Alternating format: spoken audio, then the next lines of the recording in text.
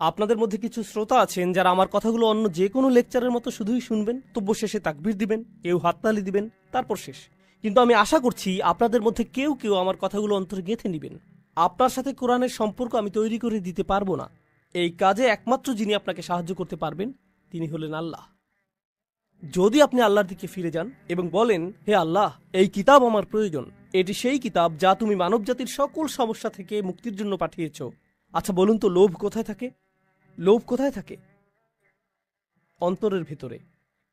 সুতরাং পৃথিবীর যত সমস্যা রয়েছে আপনি কখনো এগুলোকে পুরোপুরি দূর করতে পারবেন না, কারণ আপনি কখনো লোভকে হত্যা করতে পারবেন না, যেহেতু এটা অন্তরের একটা অংশ। কিন্তু জানেন, আমরা একে প্রশমিত করতে পারি। এই জন্য আল্লাহ বলছেন, মনে আছে শুরুতে কি বলেছিলাম? আমাদেরকে বাইরে থেকে আমাদের অন্তরকে সুরক্ষা দিতে হবে। আর সেই সুরক্ষাটা কি? এটা হলো আল্লাহর বাণী। আল্লাহর কথাগুলো যখন আপনার অন্তরে প্রবেশ করে, আপনার অন্তরটা তখন অধিক শক্তিশালী হয়। আপনি তখন আপনার আকাঙ্ক্ষাগুলো সংযত রাখতে পারেন, আসক্তিগুলোকে নিয়ন্ত্রণ করতে পারেন। এটা কতটা দুঃখজনক যে এখন কত তরুণ পর্নোগ্রাফিতে আসক্ত। এটা একটা বাস্তবতা। আমি কত তরুণের সাথে কথা বলেছি, তারা আমাকে বলেছে এটা তো সাধারণ ব্যাপার, আপনি আমাকে কি করতে বলছেন? তাদের অন্তরগুলো এতটাই মৃত হয়ে গিয়েছে, তারা বলছে এটা সাধারণ বিষয়। এটা একটা স্পষ্ট চিহ্ন যে অন্তরটা মরে গেছে। কিভাবে আল্লাহর কথা সে অন্তরে প্রবেশ করবে? আমরা একটু চিন্তা করি। এই যে চোখ দুটো আল্লাহ আমাদেরকে দান করেছেন, আপনি যখন ওইসব বাজে ছবি দেখেন, এই চোখগুলোর অপব্যবহার করবেন, কিভাবে একই চোখ দুটো আল্লাহর জন্য অশ্রু ছড়াবে? একই চোখ দুটো দিয়ে কি এটা করা সম্ভব? এই যে জিহ্বা আল্লাহ আপনাকে দিয়েছেন, এর মাধ্যমে আপনি আল্লাহর কথাগুলো তেলাওয়াত করতে পারেন, অথচ আপনি আপনার সারাদিন অতিবাহিত করেন গালিগালাজ আর মন্দ কথা বলে। এই হাত দুটো আপনি আল্লাহর সামনে তুলেন এবং রাখেন যাতে আপনি আল্লাহর সামনে দাঁড়াতে পারেন। এই একই হাতগুলো আপনি ব্যবহার করেন অভদ্র অঙ্গভঙ্গি করতে বা অন্যায় কাজ করতে। এই একই হাত। আমরা কিভাবে আমাদের নিজেদের ব্যাপারে সচেতন হব? আল্লাহ বলছেন, ওয়ালা তাকুনু কাল্লাযীনা নাসুল্লাহা ফাআনসাহুম আনফুসাহুম। তোমরা তাদের মতো হইও না যারা আল্লাহকে ভুলে গিয়েছিল, আর আল্লাহকে ভুলে যাওয়ার ফলে আল্লাহ তাদেরকে নিজেদের ব্যাপারে ভুলিয়ে দিয়েছেন। আপনি এমনকি জানবেনও না যে আপনি কেমন। আপনি আল্লাহর একজন সম্মানিত সৃষ্টি, কিন্তু এই লোভের কারণে আপনি একটা পশুর চেয়েও অধম হয়ে গিয়েছেন। দয়া করে নিজেকে বাঁচান, নিজেকে বাঁচান। আমি আপনাকে বাঁচাতে পারবো না। আপনাকে বাঁচানোর চেষ্টা আপনার নিজেকেই করতে হবে। অল্লাহি, যত ছবি, এগুলো প্রচারের জন্য যত বিজ্ঞাপন এবং এর সংশ্লিষ্ট যত কিছু আছে, যারা আমাদেরকে পশুর স্তরে নামিয়ে নিতে সদা তৎপর, তারা খুবই শক্তিশালী। প্রচুর টাকা ব্যয় করা হয় বাচ্চাদের মধ্যে যৌনতা ছড়িয়ে দেওয়ার জন্য।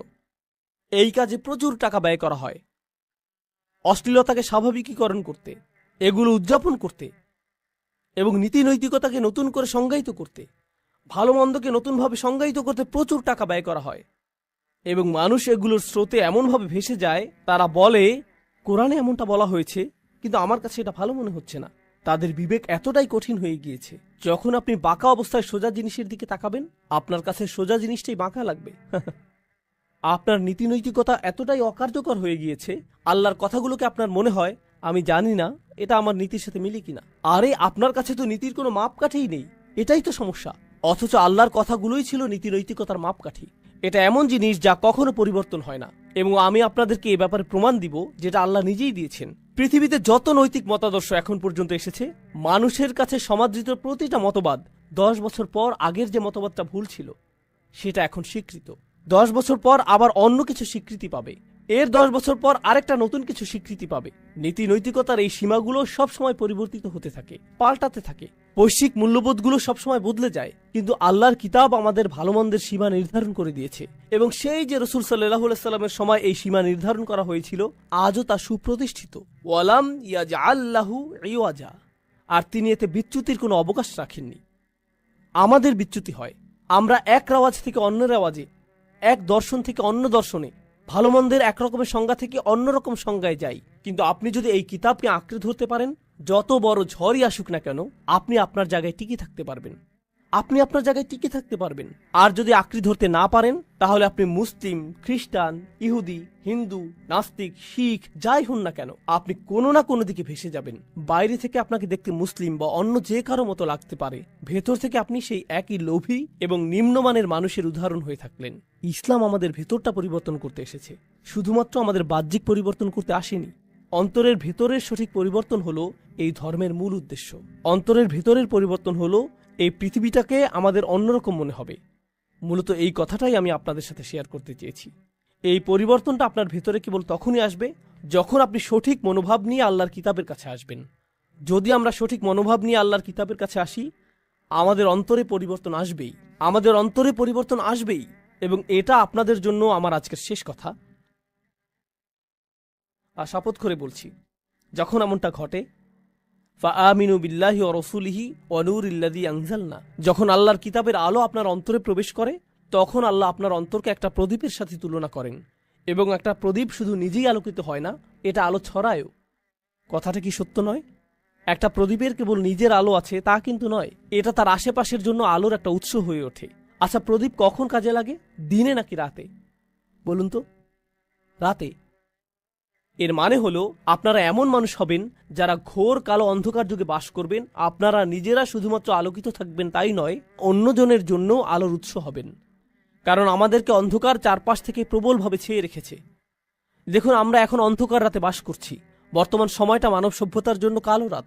প্রযুক্তি বেড়েছে, উন্নয়ন বেড়েছে, মানুষের জ্ঞান বেড়েছে, কিন্তু সঠিক পথের সন্ধান নেই।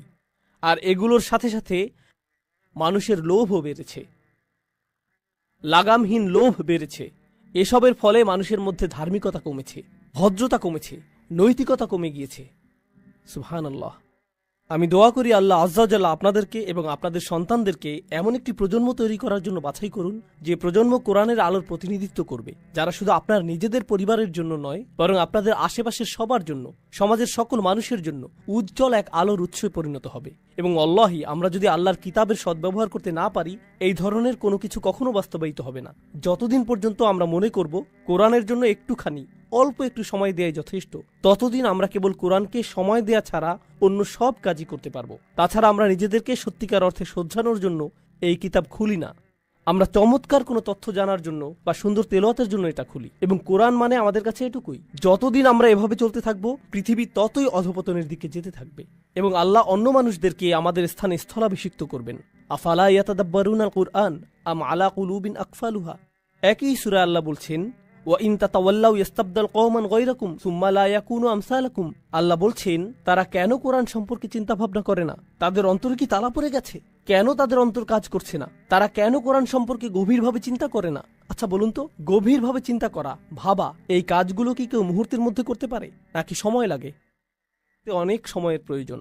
সুতরাং আল্লাহ বলছেন, তারা কেন কোরআন নিয়ে চিন্তা করতে নিজেদের সময় দিচ্ছে না? আল্লাহ নিজেই বলছেন কেন তারা এটা করছে না। ও, নিশ্চয়ই তাদের অন্তর আটকা পড়ে আছে। বলুন তো, তারা কিসে আটকা পড়ে আছে? লোভে। এবং পরবর্তীতে একই সূরায়, সূরা মুহাম্মাদে আল্লাহ আজ্জা ওয়া জাল্লা বলছেন, ওয়া ইন তাতাওয়াল্লাউ ইস্তাবদিল কওমান গায়রাকুম সুম্মা লা ইয়াকুনু আমসালাকুম। আর যদি তোমরা মুখ ফিরিয়ে নাও, তবে আল্লাহ তোমাদের স্থানে অন্য কোনো জাতিকে স্থলাভিষিক্ত করবেন, যারা তোমাদের মতো ব্যর্থ হবে না। আক্ষরিকভাবে আপনারা যদি আল্লাহর কিতাবের সাথে দায়িত্বহীন আচরণ করেন, তবে আল্লাহর জন্য এটা করা মোটেও কঠিন হবে না যে তিনি এই পুরো উম্মাকে অন্য একটা উম্মা দ্বারা প্রতিস্থাপন করবেন। তিনি আগেও এমনটা করেছেন। দেখুন, আমি জানি আমাকে সবাই যেটা মনে করে আমি আপনাদের সাথে মজা করে কথা বলার ছিল। যেখানেই যাই আলোচনার মধ্যে দু একটা কৌতুক বলি, কিন্তু মাঝে মাঝে আলোচনা করার সময় আমার মাথায় শুধু আলোচ্য বিষয়টাই থাকে। আমি দুঃখিত, আজকে এরকমই একটা রাত। দেখুন, মজা তো অনেক হলো, আসুন এখন অন্তত একটু সিরিয়াস হই। আমরা যথেষ্ট উপভোগ করেছি। আপনার কি মনে হয় না জীবনে আমরা যথেষ্ট উপভোগ করেছি? কেই বা সিরিয়াস হতে চাই বলুন? আমি সত্যিই হাস্যরসে বিশ্বাসী একজন মানুষ, এবং আমি মনে করি দীর্ঘ সময় ধরে ইসলামকে অনেক কঠোর বলে উপস্থাপন করা হয়েছে, এবং আমি এটা একেবারেই পছন্দ করি না। কিন্তু ইসলামের কিছু বিষয় রয়েছে যেগুলোর ব্যাপারে আপনাকে একটু কঠোর হতে হবে। এটা একটা স্বাভাবিক প্রকাশভঙ্গি। সাধারণত আমি রেগে যাই না, আমি মনে করি এটা আমার স্বাভাবিকতা। অন্তত আমি এটা ভাবতে পছন্দ করি। আমার স্ত্রীকে জিজ্ঞেস করতে পারেন। কিন্তু জানেন, কখনো কখনো আমাদের একটু পেছনে ফিরে দেখা দরকার যে আমরা কি করছি। আমাদের দেখা দরকার আসলেই আমরা কি করছি। আপনাদের সবাইকে অসংখ্য ধন্যবাদ ধৈর্য সহকারে শোনার জন্য। জাযাকুমুল্লাহু খাইরান। আসসালামু আলাইকুম ওয়া রাহমাতুল্লাহি ওয়া বারাকাতুহু।